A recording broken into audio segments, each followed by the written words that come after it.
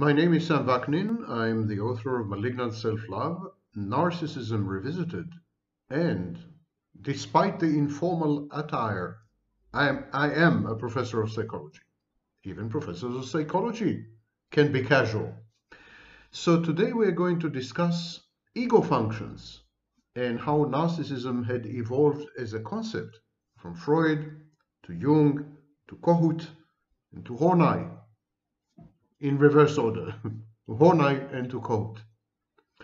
Now you see, there's a great disagreement about what constitutes narcissism, and this disagreement cuts wide and deep.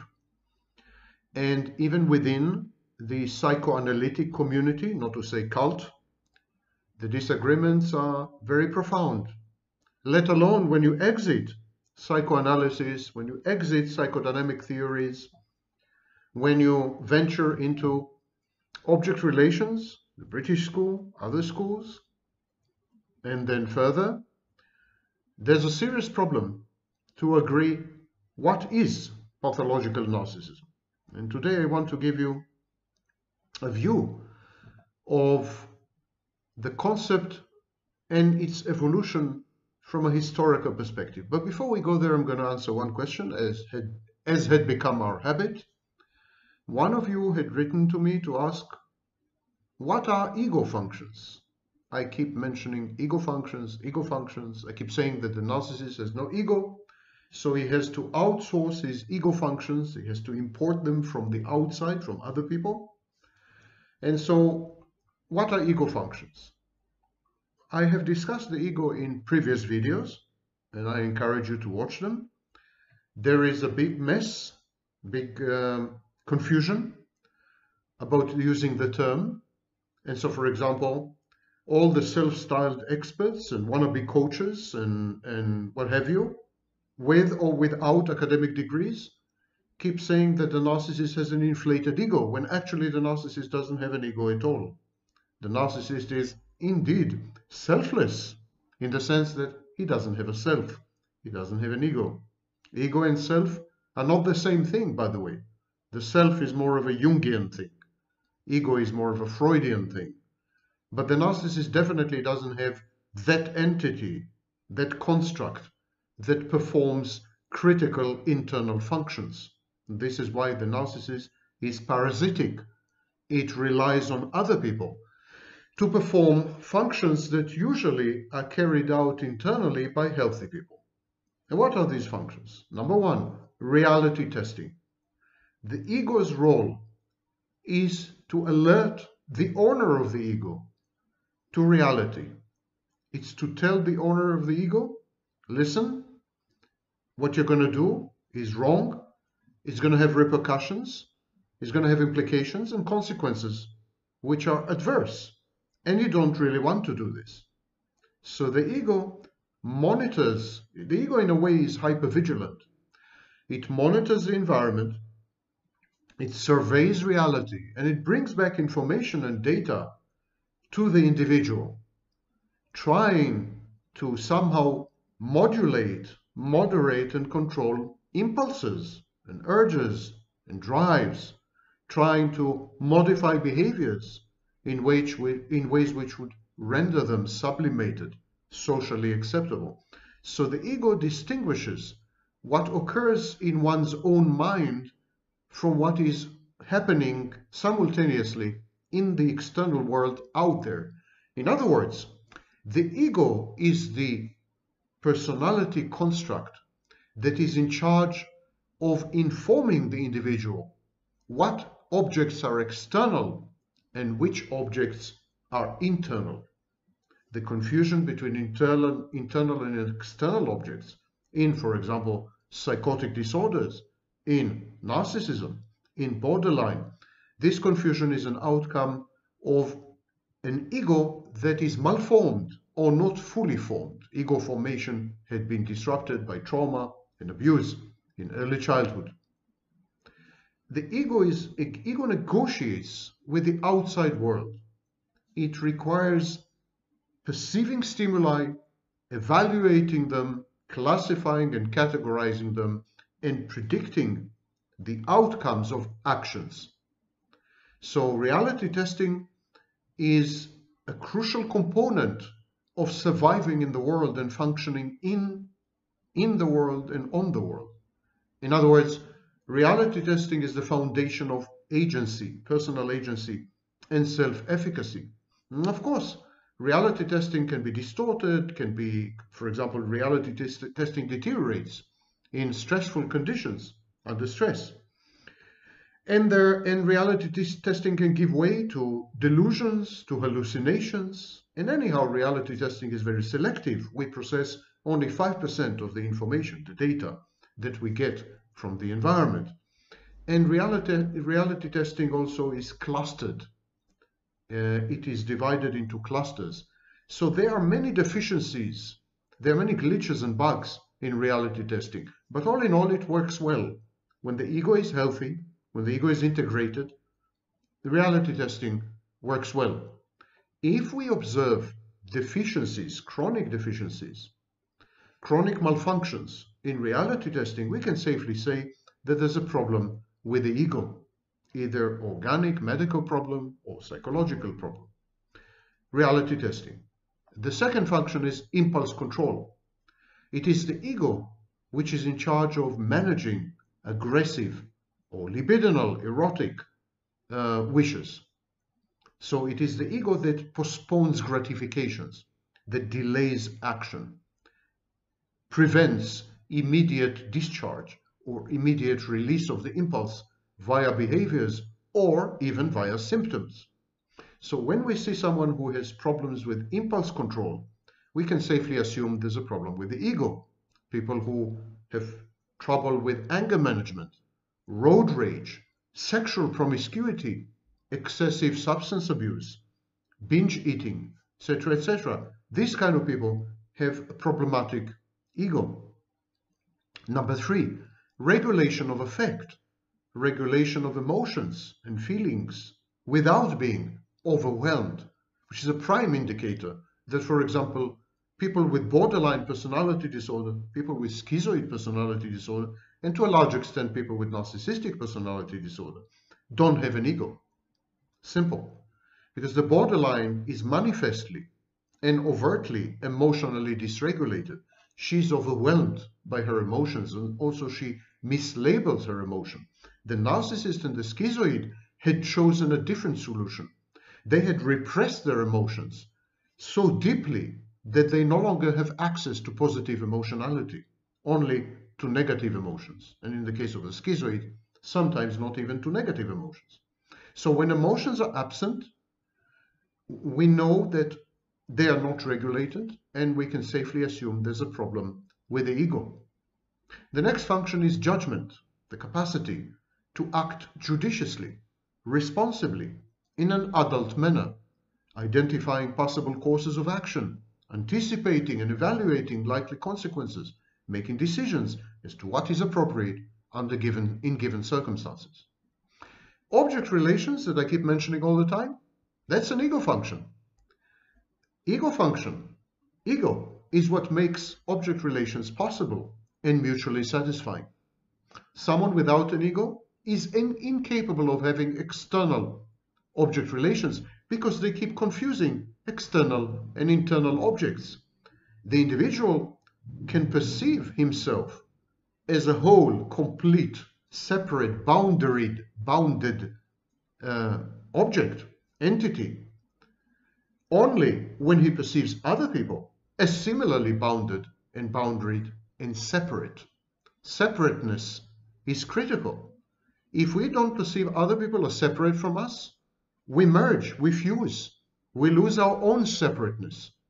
And this is the role of the ego, object relations via separateness. That's the irony. You can get close and intimate with someone only if you recognize their autonomy, their separateness, that they are not you. Okay, next thing, thinking, cognition. Yes, believe it or not, the ego is responsible for logical, coherent, and abstract thinking. In stressful situations, we can see that thought processes become disorganized and chaotic. Speech becomes disorganized. word salad, for example, in schizophrenics. That's an outcome of the ego being overwhelmed by too much data, too much information, too many stressors. The presence of chronic or severe problems in conceptual thinking is associated with a lack of ego or a totally fragmented ego. For example, in dissociative identity disorder, in schizophrenia, in the manic episodes in bipolar disorder. Next is defenses. I keep mentioning defense mechanisms. Well, all the defensive functions, all of them reside in the ego. The role of defensive functions is to protect the individual. And they protect the individual by warding off, fending off, firewalling input, data, and information which would be very powerful, very potent, and identity threatening. So defenses first develop in infancy, and then we have very primitive defenses like splitting, denial, projection. As we grow up, as we become adults, we develop much more sophisticated defenses. Rationalization, for example, intellectualization. And we develop internal boundaries between the ego, the superego, and the id, to use Freud's lingo, to use his tripartite model.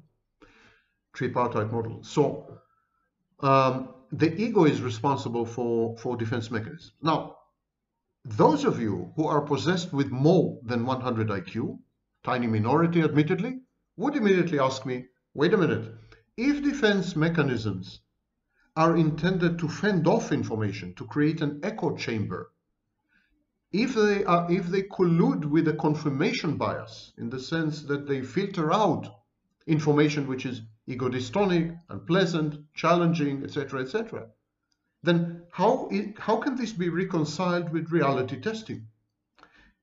Defense mechanisms falsify reality. They falsify reality by excluding certain data and certain bits of information. So if they falsify reality, how can the ego do both things at once? Maintain reality testing and falsify reality? It's a very good question, and the answer to which is unknown. I must tell you that this is one of the major conundrums in the concept of ego and in the derivatives. For example, ego therapy and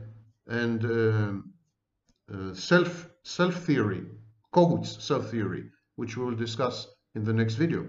So there are problems, internal, inherent problems, in the very construct and concept of the ego, and this is a major one, possibly the biggest one. The next thing is synthesis.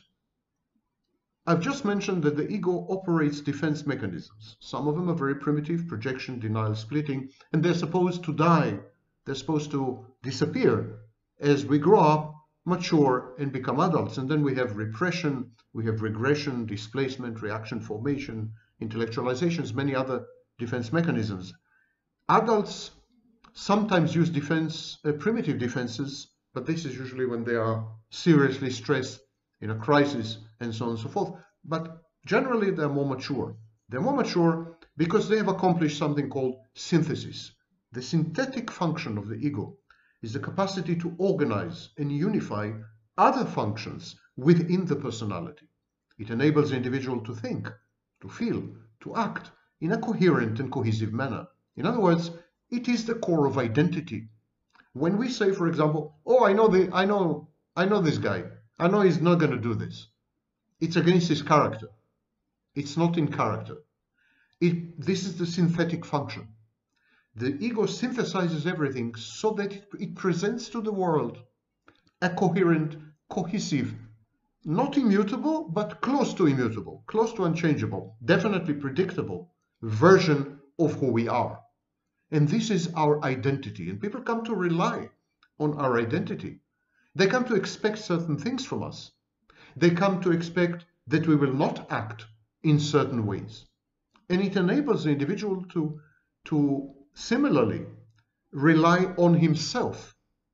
An individual which is synthesized, whose ego is synthesized, or whose ego performs the synthetic function, is an individual who is at peace with himself.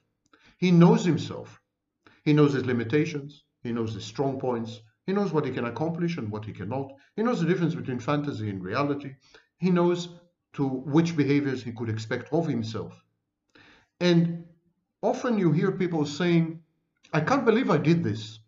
This is so out of character. These are people with ego problems. They are most likely cluster B or some other personality disorder. Only people with personality disorders, with severe fissures in the personality, with a disabled ego, would say something like this. Because the identity is lifelong. It prevails, it exists, largely unchanged throughout the lifespan. Many things can change. Behaviors can change, beliefs can change, many things can change, but not the core identity. Core identity persists throughout the lifespan. And if someone acts in a way which is ego dystonic, negates his core identity, and he himself is shocked by his behavior, then something's wrong with this kind of person. The synthetic function of the ego includes a capacity to integrate potentially contradictory experiences, ideas, and feelings. And this is the beginning, the glimmerings of an answer to the previous question. This ability to synthesize allows the ego to reconcile somehow the reality testing, proper reality testing, with the reality falsifying qualities of defense mechanisms. The ego synthesizes these two and subsumes them in what we call a narrative. So the ego is in charge of creating narratives. It's the storyteller, it's the scriptwriter, it's the director of the movie that is our life. And so the ego, for example, accommodates ambivalence. You could love someone and hate the same person. You could love someone and be angry at someone at the same time. And it is the ego that synthesizes ambivalent feelings, ambivalent affects, ambivalent emotions, and somehow creates a narrative that accommodates both. Obviously, the more intelligent you are, the more imaginative and creative you are, the easier it would be for your ego to function. That's a major problem in personality disorders, because people with personality disorders who are intelligent and imaginative and creative, they create narratives. They don't have an ego. They don't have a functioning ego, but they have the synthetic function. They create narratives that compensate for the lack of ego. And these narratives, because they're imbued with intelligence and creativity and imagination, these narratives are very difficult to contradict or to break. In therapy, these people are they've got their act together when it comes to the narrative. They are so convinced of their narrative. And of course, another name for this narrative is personality disorder. So these narratives, people without an ego or with a dysfunctional ego or malformed ego or non-integrated ego, they come out with compensatory narratives known as personality disorders. So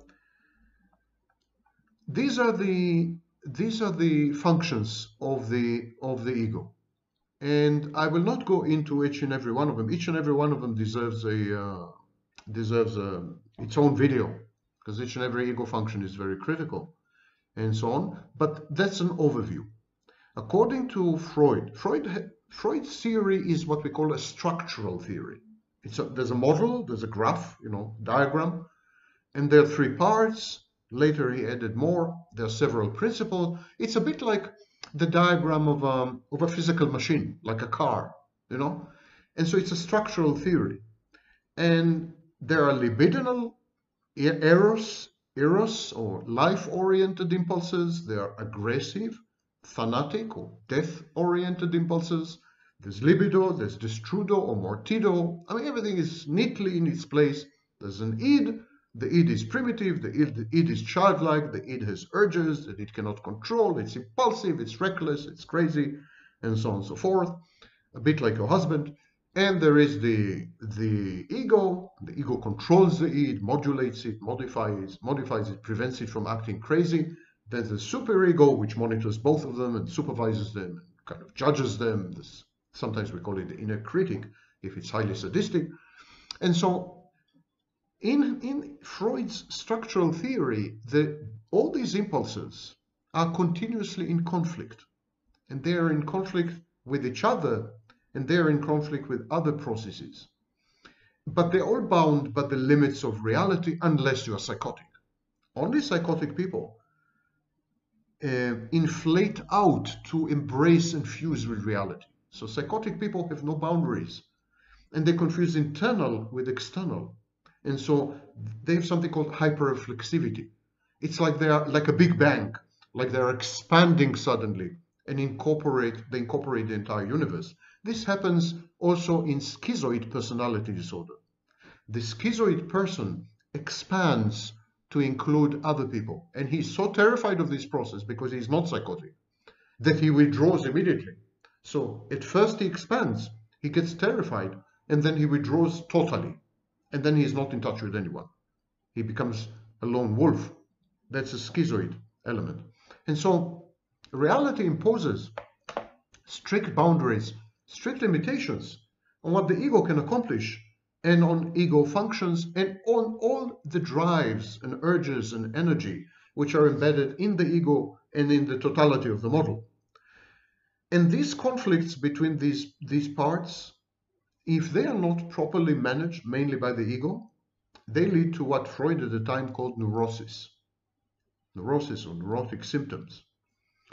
And today we don't call them neurosis anymore, but they lead to personality disorders and so on.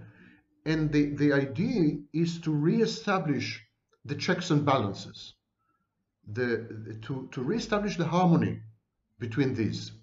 Each one has his role, and of course each role limits the other functions, the other constructs' roles. But conflict can be managed, can be avoided in order to generate psychological agency, in order to bring things to consciousness without disintegrating, in order to manage the energy that is pent up in the unconscious, and of course, most importantly, in order to allow the ego to function. And in ego psychology, this is called defense analysis, and I will discuss in my next video. I will discuss the history of the ego and how ego suddenly become narcissistic when it's actually the exact opposite. Ego is realistic, not narcissistic. Ego would never be grandiose, for example. So psychologists try to help the patient gain control over structures, internal objects, and processes by actually strengthening the ego or building it up from zero, from scratch. Just remember, ego is the opposite of narcissism. So when we say ego death, we're actually saying someone should become a narcissist. That's how much these gurus and mystics and coaches and experts towards whom I have the most profound contempt know what they're talking about and how they all mislead you. Thank you for listening. Next lecture, the historical antecedents and development and evolution of the very concept of narcissism. You can learn a lot about narcissists and their relationships with other people by listening to the next lecture, because this was the starting point. People like Freud and Jung, they were shocked. They were shocked by narcissistic manifestations and narcissistic misbehavior and narcissistic traits within relationships, for example, between daughters and fathers, between sons and fathers, between husbands and wives. They started the beginning, ironically, the beginning was relational. They were studying relationships. Only much later, with the development of personality theory and individual theory, only much later we atomized psychology. So today we discuss the individual as though it is totally out of context, as though relationships don't matter, as though we could isolate an individual in a laboratory without anyone around and still learn everything about him, which is of course utter nonsense. Psychology needs to go back to its roots: relationships, context, society, other people, emotions like love. Thank you for listening.